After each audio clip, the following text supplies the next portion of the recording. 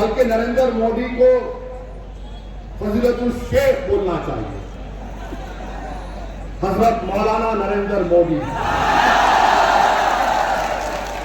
मैं उम्मीद करता हूं कि आरएसएस वालों को तकलीफ नहीं होगी इस पर।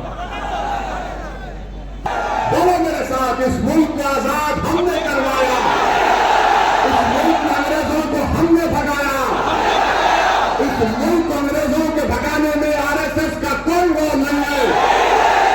ये माफीनामा लिखते थे, हम सूलियों पर चढ़ते थे मोदी जी। तब मोदी जी ने क्या कह दिया राजस्थान में कि भारत के 17 करोड़ मुसलमान घुसपैठी है और भारत के मुसलमान ज्यादा बच्चे पैदा करते हैं और भारत के मुसलमानों को हमारी हिंदू मां और बहनों का मंगलसूत्र छीनकर उनको दिया जाएगा।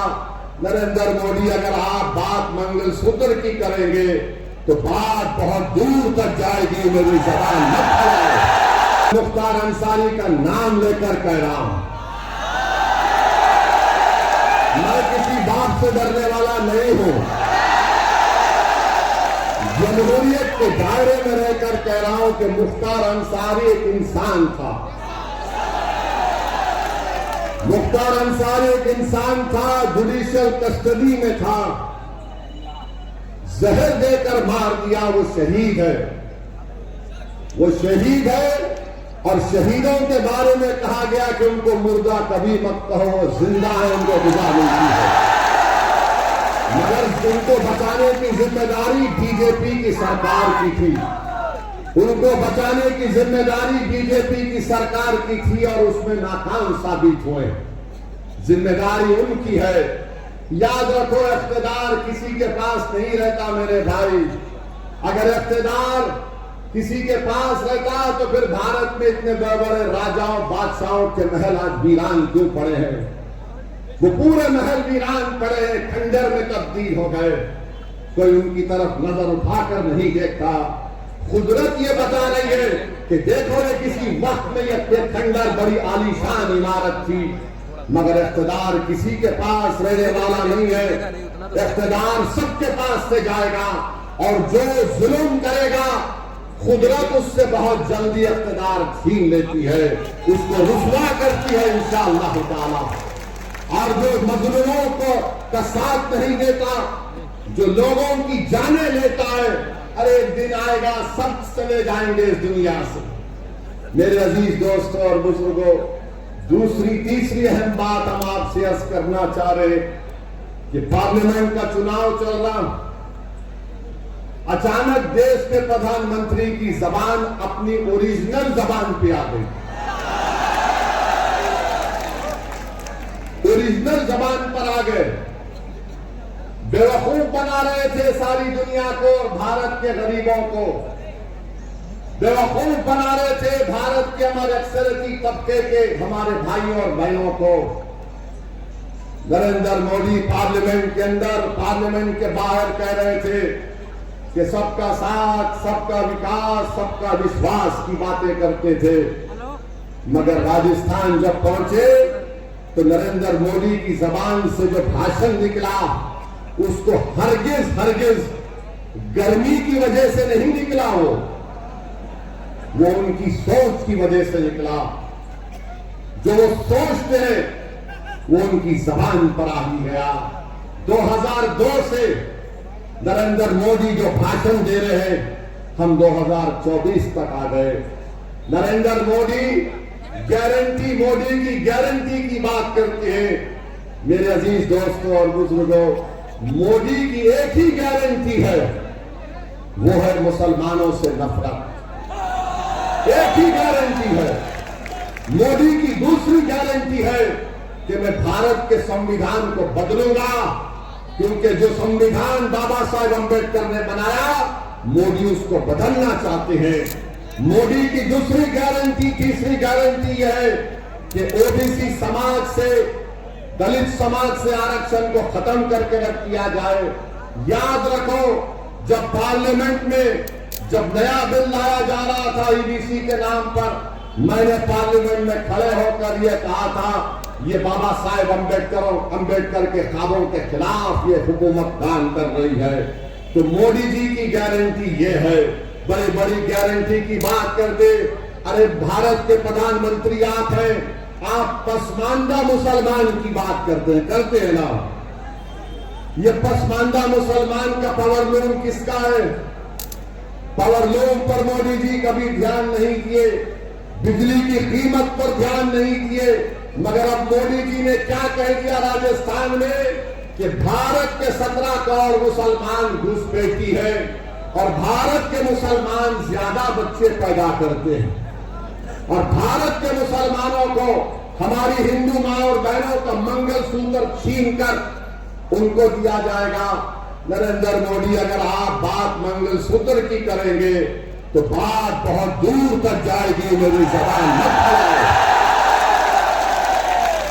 बात बहुत दूर तक जाएगी, क्योंकि अगर तुम्हारे मुंह में जबान है तो मेरे मुंह में भी जबान है। पूरा सिगरा बोल सकता हूं मैं यहां पर, मगर एहतराम और अदब के दायरे में रहकर कह रहा हूं। अब आप मैं पूछना चाह रहा हूं, इस बनारस की सरजमीन में खड़े होकर क्या बिस्मिल्लाह खान घुसपैठी थे? बताओ, क्या आप घुसपैठी हैं? क्या आप घुसपैठी हैं? अगर घुसपैठी नहीं है तो हाथ उठाकर बताओ कम घुसपैठी नहीं है। वहां से हाथ नहीं उठ रहे, हाथ उठाइए जहां तक आवाज अल्लाह पहुंचा रहा है और जोर से बोलिए कि हम घुसपैठी नहीं है। इस मुल्क को आजाद हमने करवाया। बोलो मेरे साथ, इस मुल्क को आजाद हमने करवाया। इस मुल्क में अंग्रेजों को हमने भगाया। इस मुल्क को अंग्रेजों के भगाने में आरएसएस का कोई रोल नहीं है। ये माफीनामा लिखते थे, हम सूलियों पर चढ़ते थे मोदी जी, उनको घुसपैठी कह रहे हैं आप।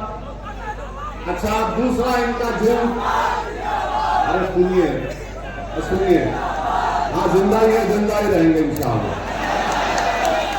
मर भी जाएंगे तब भी जिंदा रहेंगे इंशाअल्लाह। क्योंकि मौत क्या है? मौत क्या है? इंसान के जिस्म से रूह निकल जाती है, एक घर से दूसरे घर को मुंतकिल होते। हम फना नहीं होने वाले हैं मोदी जी। अब दूसरा इनका बात, अब दूसरा सुनिए, बच्चे पैदा कर रहे हैं ज्यादा। मोदी जी, आपके 6 भाई है नहीं है? बताइए हमको। अमित शाह की 6 बहनें हैं। हाँ, अच्छा, जो आरएसएस के बोलवाकर, मैं तो सुना कि उनके 9-10 भाई बहन थे। मोदी जी, कभी अपने गिरबान में झांक कर भी तो देख लो। और सच्चाई ये है कि मुस्लिम महिलाओं का फर्टिलिटी रेट, मोदी सरकार का डेटा, इंपेरिकल एविडेंस, आदादोशुमार ये कह रहे हैं कि फर्टिलिटी रेट मुस्लिम महिलाओं का गिरा है। मगर नरेंद्र मोदी जी भारत के हमारे हिंदू भाई बहनों में, बैकवर्ड क्लास के भाई बहनों में, दलितों में बताना चाह रहे हैं ये मुसलमान बहुत बच्चे पैदा कर रहे हैं, एक दिन ये हमसे बढ़ जाएंगे आगे। नहीं मोदी जी, इतना झूठ तो मत बोलो। वो गाना क्या है, झूठ बोले तो कौवा काटे। मोदी जी, आपको मालूम कि भारत में मुसलमानों की आबादी कभी भी 18.5 या 19% से आगे बढ़ने वाली नहीं है। और जिस दिन हमारे हिंदू भाई बहनों की आबादी स्टेबलाइज होगी, उसके 40 साल के बाद मुसलमानों की आबादी स्टेबलाइज हो जाएगी। अब बात तीसरी है मंगलसूत्र की। तो मैं आपको बता रहा हूं कि उत्तर प्रदेश के बड़े बड़े नदियों में, तालाबों में लाशें नहीं बह रही थी कोविड के दौरान? बह रही थी ना लाशें? तो जिसकी लाश बह रही थी उसकी हमारी बहन, हमारी बेटी का भी तो सुहाग उजड़ा होगा। बताओ मोदी जी, क्या आपने कभी किसी घर में जाकर उनको पुरसा किया? आजाद मंगलसूत्र की बात कर रहे मोदी जी, आप ओरिजिनलिटी पे आ गए अपने।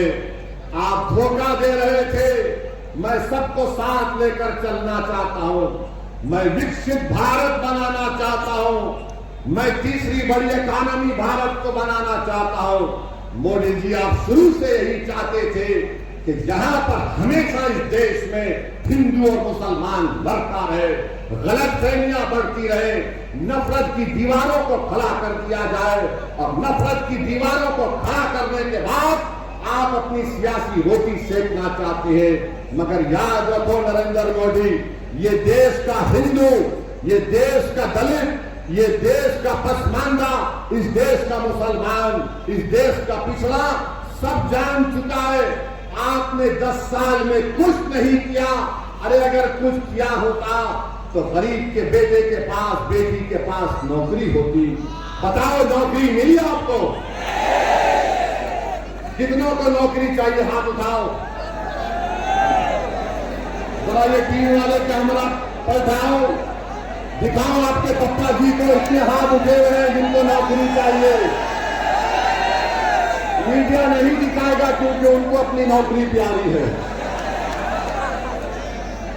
तनख्वाहें कम हो चुकी है, बच्चों के लिए फीस देने का इंतजाम नहीं है।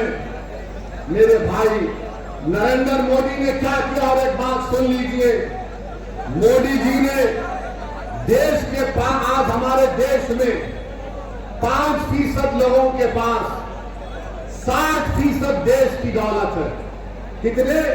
5% लोगों के पास 60% दौलत है।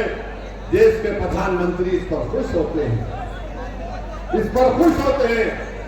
मोदी जी, क्या आपने भारत के संविधान की डायरेक्टिव प्रिंसिपल का आर्टिकल 39 को नहीं पढ़ा? आपने हमारे संविधान जिसको बाबा साहेब अम्बेडकर ने बनाया, आर्टिकल 39 ए और बी और सी कहता है कि देश की दौलत सब में बांटी जाए, देश की दौलत सब में बांटी जाए। तो मोदी जी कह रहे नहीं नहीं, सब में नहीं बांटी जाएगी, जो इलेक्ट्रल बॉन्ड देगा उसी को दौलत दूंगा। आपको पता है कि मोदी जी को 8,000 करोड़ का इलेक्ट्रल बॉन्ड मिला है। कितना? 8,000 करोड़ का इलेक्ट्रल बॉन्ड। जिसने इलेक्ट्रल बॉन्ड दिया, मोदी जी ने उसको कॉन्ट्रैक्ट दिया। और जो मोटा सेठ, कोई सेठ अगर किसी राजनेता को पैसे देता है तो वो अपनी मां के मरने के गम में नहीं देता, वो अपने बाप के मरने के गम में नहीं देता। वो अगर कुछ देता है तो ये कहता है कि भाई साहब, आपको मैं इतना दे रहा हूं, मुझे इससे डबल ट्रिपल चाहिए। जितने लोगों ने इलेक्ट्रल बॉन्ड में बीजेपी को पैसे दिए हैं, उन सबको मोदी जी ने खुश कर दिया, उन सबको कॉन्ट्रैक्ट किया। आपको पता भी नहीं होगा कि गोश्त के नाम पर दुकानें बंद हो जाती हैं, बंद होती है ना, बीफ के नाम पर मारा जाता है। एक कंपनी का नाम अलाना कंपनी है, मोदी जी को बीफ कंपनी ने 10 करोड़ रुपए दिए, 10 करोड़ रुपए दिए, और आप मारते हैं अखलाक को, पीलू खान को। अरे कुछ तो शर्म और हया के मुजाहरे करो। बड़े बड़े कंपनियों से इलेक्ट्रल बॉन्ड ले लिए। हाँ, अखिलेश यादव को भी इलेक्ट्रल बॉन्ड मिला है, भैया को भी, इनको भी मिला है, इनको भी बॉन्ड मिला है। अच्छा, किसको नहीं मिला? मुझे नहीं मिला और हमारी बहन पल्लवी पटेल को नहीं मिला। क्यों नहीं मिला? क्योंकि ये सब बिकने तैयार थे, हम बिकने वाले नहीं हैं इंशाअल्लाह ताला। मैं भारत के गरीबों से पूछना चाह रहा हूं कि नरेंद्र मोदी को 8,000 करोड़, ममता बनर्जी को 1,300 करोड़, बीआरएस को 1,100 करोड़, कांग्रेस को शायद 1600-1700 करोड़, तो गरीब वोट दे रहा है ना, तो गरीब वोट डालने की इसकी कीमत क्या है बताओ?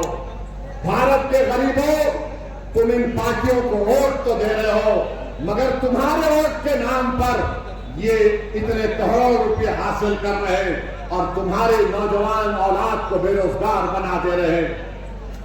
तुम्हारे खानदान के लिए घर नहीं है, गरीबी तुम्हारा मुकद्दर बना के रख दिया गया। अरे तुम्हारे वोट की कीमत क्या है बताओ भारत के गरीबों? तुम गरीब ही रहोगे, तुम्हारे वोट की कीमत नहीं है, क्योंकि तुम जिसको वोट दे रहे हो वो तमाम के तमाम बिक चुके हैं, इलेक्ट्रल बॉन्ड के नाम पर बिक चुके हैं।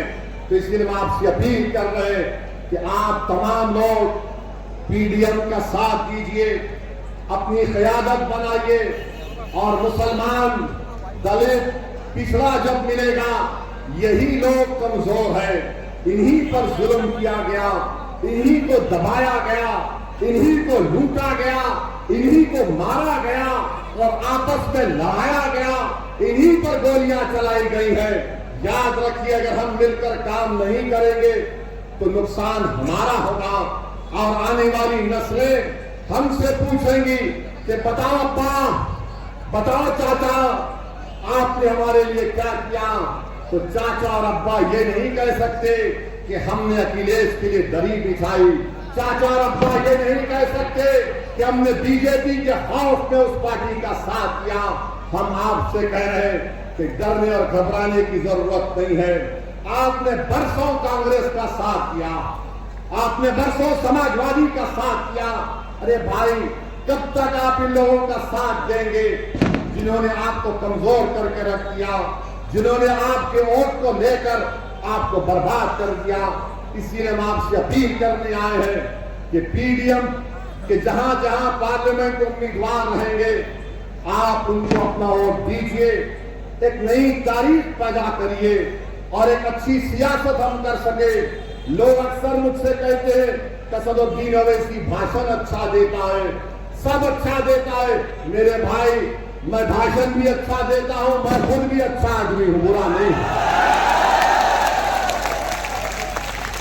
मुझमें भी बहुत कमजोरियां हैं, इंसान हूं। मैं कोई फरिश्ता होने का दावा नहीं कर रहा हूं, मैं कोई वली और खुतब होने का दावा नहीं कर रहा हूं। मैं ये कह रहा हूं कि मैं एक इंसान हूं। मेरे दिल और सीने में तकलीफ होती है जब मैं नाइंसाफी को देखता हूं। मैं अपनी इस तकलीफ को, इस तमाम नाइंसाफी को खत्म करने के लिए पीडीएम बनाया गया है। मेरी आप तमाम से अदबन गुजारिश है कि आप पीडीएम का साथ दीजिए। भारत की राजनीति में एक नई तारीख आपको लिखना है, और मैं समझता हूं कि ये सरजमीन से, यहां से शुरुआत होगी, बनारस से, और आप और हम मिलकर एक नई सियासी तारीख को रकम करेंगे इंशाअल्लाह ताला। मेरे अजीज दोस्तों और बुजुर्गों, पार्लियामेंट में हमने क्या किया, किस तरह हमने आपके मसाइल को उठाया, वो आपके सामने।